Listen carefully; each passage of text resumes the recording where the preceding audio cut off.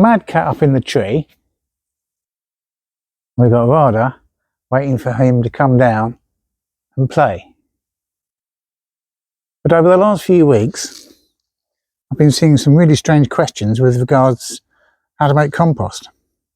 So I thought we would do a proper, comprehensive guide on that subject with the aid of the dog and the cat. So let's get to it.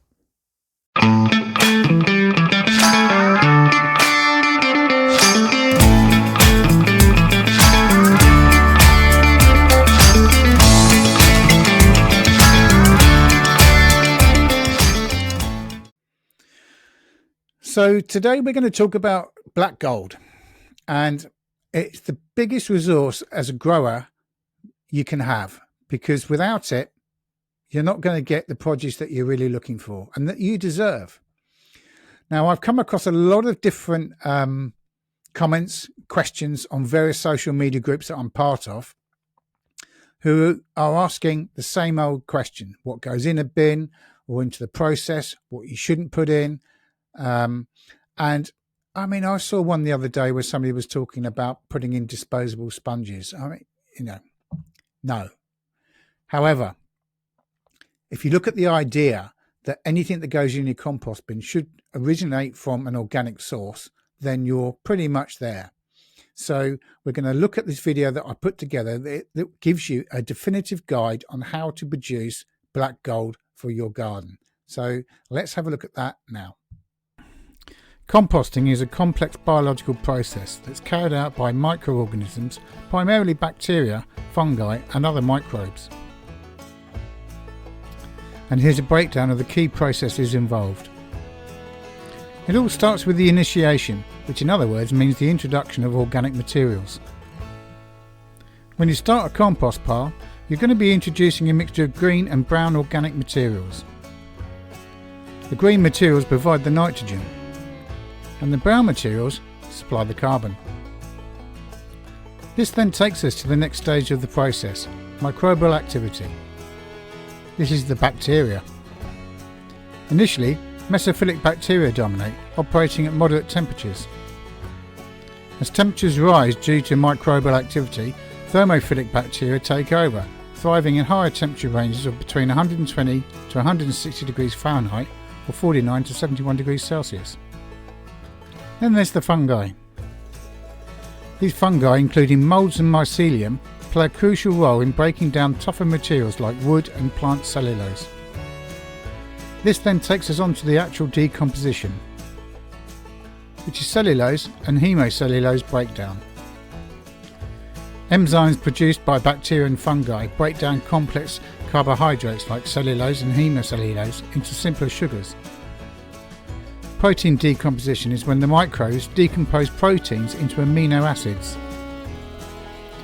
Lignin decomposition. Fungi are particularly effective at breaking down lignin, and it's a complex organic polymer found in the cell walls of plants. The result of this stage is the nutrient formation. That brings us to humus formation. So the end product of composting is humus, a stable organic material that improves soil structure and also its nutrient content. Next part is mineralisation. Nutrients such as nitrogen, phosphorus and potassium become more available in mineralised forms for the plants. Microbial succession. So this is bacterial dominance in the early stages. As already mentioned, mesophilic bacteria initiate the decomposition process and at lower temperatures.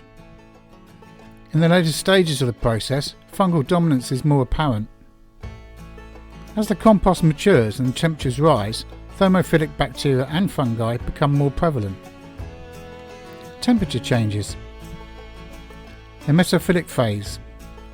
In the early process, temperatures rise moderately as mesophilic bacteria break down easily degradable materials. Thermophilic phase. As thermophilic bacteria take over, temperature rises significantly, contributing to the breakdown of tougher materials. Finally, we get to maturation. It's when the compost pile starts to cool down. The composting pile cools down as the supply of easily decomposable materials decreases. Curing. So the compost matures and stabilises during the curing phase, resulting in a finished product with a pleasant earthy smell. Understanding the biological processes behind composting helps us optimise conditions for microbial activity, ensuring a faster and more efficient breakdown of the organic materials. Regular turning, proper moisture levels and a balanced mix of green and brown materials contribute to the successful composting process. Now let's just take a quick break because we need your help. Hey guys, just a quick break from the video. I've got a question for you. Why is it that we have to pay to eat well or learn? It's quite an interesting proposition when you think about it in more depth. With regards to paying more, if you don't have the money available, and a lot of people don't, or they're really restricted on their incomes, they're forced into buying foods that are ultra processed, which isn't good for them. There's loads of studies out there that show that children, for example, can lose up to 7 centimeters in their height because of that particular type of diet. And if it has an effect on their physical condition, just think what it could have on their mental condition or their intelligence as well. Now, if you want to know more about that, ask me in the comment section down below and I'll let you know the book that I've been reading that tells you all about it in greater depth. Far too big for me to go into now. But you could take that theory and apply it into something else. And in this particular case, I'm talking about this channel. Now, I produce all these videos for one reason and one reason only. It's to show people how they can produce their own good quality nutritional food that is dead easy to do and doesn't cost a lot of money to do it. And there's a lot of people out there that want to know how to do these things. And at the moment, I've got 630 odd subscribers doing just that, which is absolutely great. And I appreciate you all for doing so. All this content that you see, I do myself. The cameras, the sound equipment, the lighting, everything is me on my own. No one holds the camera. No one's a Steven Spielberg around here, as you can probably work out. I do it all on my own. And I pay for it all on my own. It's not a huge cost, but I still do so. But it's a free resource for anyone that can't afford to go and pay £200, £300, £400 to learn how to grow fruit and vegetables in a particular style. This is a free resource for people that can't afford to do that thing. Now, they can all look at a YouTube video and hopefully they're looking at mine. If you know somebody in that situation, let them know about it. Share the videos and help them along their way. And even better, what you could do is support the channel by hitting the subscribe button. It costs you absolutely nothing to do. But the trick is, the more subscribers I get to this channel, the more content I can produce. And YouTube perhaps can start paying instead of anybody else. So what you got to do, please, hit the sub button, like it, share it, and then everyone can benefit for free. Let's get back to the video. Thanks. Now, let's look at the best way to make our compost. We begin with the ingredients. Green materials, which are nitrogen rich. And these are things like kitchen scraps, fruit and vegetable peels, coffee grounds and tea leaves. We can also use the grass clippings, plant trimmings, and manures from herbivores like cows or horses. We need to balance this out with our brown materials, which are carbon rich. These include things like dry leaves, straw, shredded newspaper or cardboard, wood chips, or sawdust in moderation. Optional additions include the following: crushed eggshells, seaweed, small amounts of wood ash, but only from untreated wood. But we want to avoid the following: meat and dairy products, because they attract pests and may produce odours, diseased plants, and finally pet waste. So how do we do it? What's the process? Think of layering. Alternate the green and the brown materials in layers. This creates a balance between the nitrogen and the carbon, which is essential for the composting process. We need moisture. Keep the compost pile consistently moist, like a wrung out sponge. It's obvious really, but if it's too dry, add water. If it's too wet, add more dry materials. We need aeration. Turn the compost regularly, every 1 or 2 weeks, to introduce some oxygen. This will help speed up the decomposition process and it prevents bad odours. Now size matters. Smaller pieces decompose faster. So chop or shred materials before adding them to your compost pile. Monitor the temperature. Composting is most efficient between 120 and 160 degrees Fahrenheit or 49 to 71 degrees Celsius. The internal heat is a result of the microbial activity breaking down the materials, but also by them reproducing. Ideal conditions. For the location, choose a well-drained area with good air circulation. Container or pile. Composting can be done in a bin, a tumbler, or even an open air pile. Bins or tumblers help to contain the compost and also speed up the process. What about sunlight? Some sunlight is beneficial, but avoid full sun exposure as it can be drying out the compost. What about the length of time? Well, generally, compost can be ready in 2 to 6 months, depending on factors like size, composition, turning frequency, and also the environmental conditions. Finished compost should have a dark, crumbly texture and an earthy smell.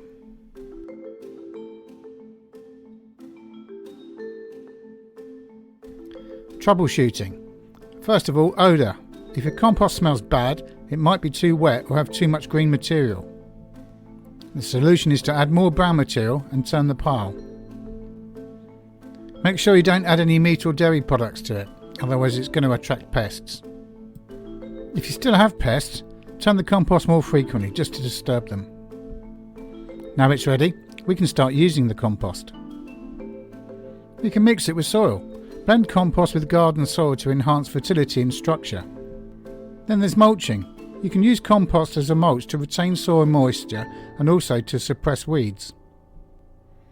Compost also acts as a natural fertiliser, providing a balanced mix of nutrients for all the plants.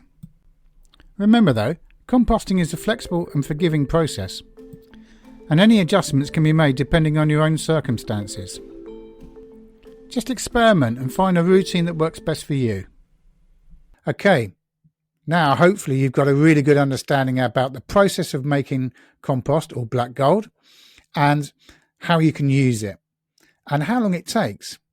Now, just to give you a little bit of balance and context, let's have a look at what we've been doing here as we're coming into winter, because it's important for me to keep my process ticking over through the winter months.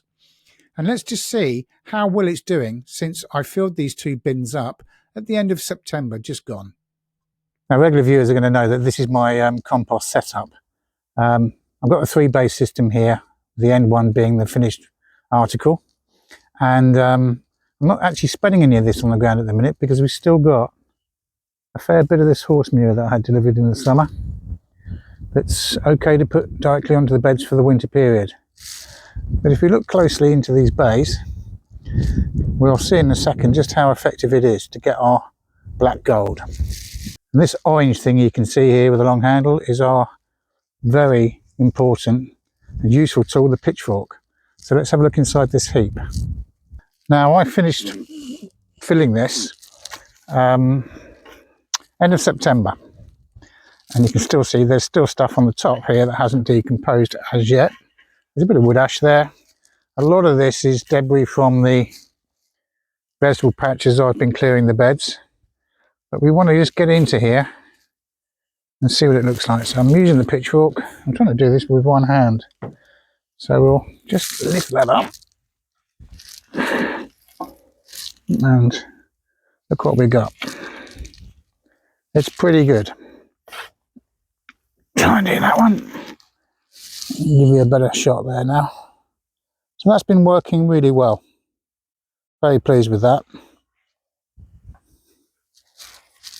So just by adopting I'll cover that back over. The principles of the video you've just been watching. It isn't difficult to produce your own black gold. So we've got 2 pellets there, one there, 2 coming this way, 2 coming this way, all wired together, so it's not a permanent structure. Look, he's just appeared. Checking my thermometer for the compost. He's going to jump on here, he's bound to. Very playful today. Oh, he's looking for the dog. They're mad. Anyway, as we were saying, and then using those two, I create another two down the back, then two across. So I've got the two bays here and then the file on the other side. So it's very easy to set up, really not difficult at all. All you've got to do is work with the wildlife. I've got to say, he's pretty good. I don't know. See, the thing is, I haven't got a roof on here at the minute because I need to get a bit of moisture into here. Normally, if I've got a roof on these, Jack can just jump onto the roofs of these and he's up on the shed roof, but not at the moment. I'm getting a bit of rain in the next couple of days. It's not a lot, but it's enough for me to get some moisture. Look at him. He's just going to get himself in trouble there, isn't it? I know what's going to happen. I'm going to have to fish him out. So yeah, anyway, bit of rain coming. So I'll get this dampened down. Those polystyrene boards are on there because that's had quite a bit of rain on that side. I don't want any more to go on there. I mean, what's the joke, Jack? Here he is. Come on, let's get you off there before you get yourself into trouble. There you go. So yeah, back to this. I want a bit of moisture on here, but I've also got some things I want to add, which is just down here.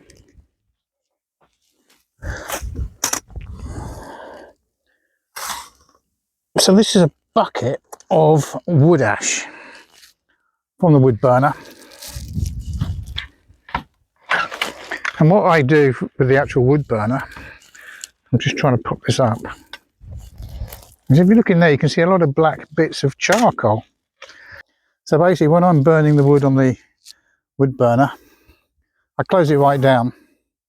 So there's not a lot of air in there. So I get quite a bit of charcoal. It's a bit like biochar in a way. I'm not going to put all of this, but look, you never work with animals.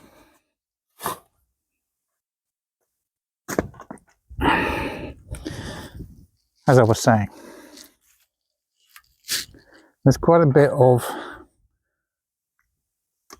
charcoal in there, and so biochar, there's a lot of talk about that. I haven't actually done a video on it,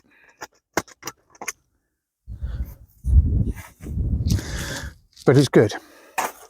There's a lot of nutrients in wood ash. Just as the video said, don't burn, shouldn't be burning wood that's been treated. So burn it off the lens. So all this is ash from the wood burner. We burn untreated wood, so it's okay to apply. You don't want to put too much on there, just enough. And any more that I've got left over, I can apply directly to any of the beds that I want to add more nutrients to. Let the rain come. I'm only going to get a couple of mil or so it's only a few litres of water on this space. And then I'm going to top it off with some more of the horse manure from over there. It was going to give me a bit of heat because that's a lot of nitrogen in that. And then I'm going to put a cover on this and leave it for the winter. And that means I can turn my attention to filling up these two dialects we've got here. So we'll start this one first, it's furthest away. And then we'll get that one filled up as well. Just come back a bit so you can get more of an idea. So I've got two there. They're a couple of years old and you can see they're beginning to show signs of age, if you like. I'm saying 2 years old. But they do get in the sun quite a bit in the summer, and I don't think the UVs are doing them any favours because they're made of plastic, so it's not an ideal thing. Maybe what I can do in the summer is bring another pallet across here and make it a little bit bigger again. But that's the two ways that I'm doing things here to get the compost situation going for us. But I've got one other thing that we do, so we're going to have a quick look at that one. Now some people might recognise this bed, this one here. And this one here is where we had the tomatoes this year. And all I've done is put a big layer of the horse manure we're just looking at. And it will continue to decompose through the winter. And then I've got some squash plants I'm going to put in there next season, because I think in these two places they're going to work well. And it's a natural form of crop rotation, which again is also on the channel. So there we are. So there you have it, with the help of Rada and also with Jack. Hopefully by now you've got a really good understanding about black gold, how to make your compost. There's lots of videos on the channel that I've made in the past about this subject, but I thought today would be a really good way or a good opportunity to show you the comprehensive way of doing things. And in addition to that, I'm going to put together a PDF, and I'm going to put a link in the description below so that you can hit that and download a free copy of that PDF.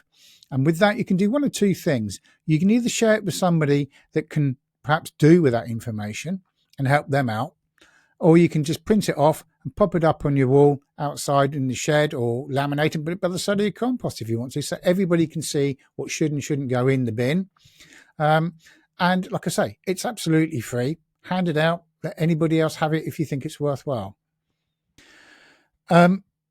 Please, as I've already asked you, subscribe to the channel. It's going to help us out nowhere, and we can keep on doing things like this, so I can keep producing the content, and you can help other people that need some help in actually growing their own stuff, because it's for the benefit of all of us, not only just us, but potentially our planet as well and the climate. But for now, take care, and I will catch up with you very soon.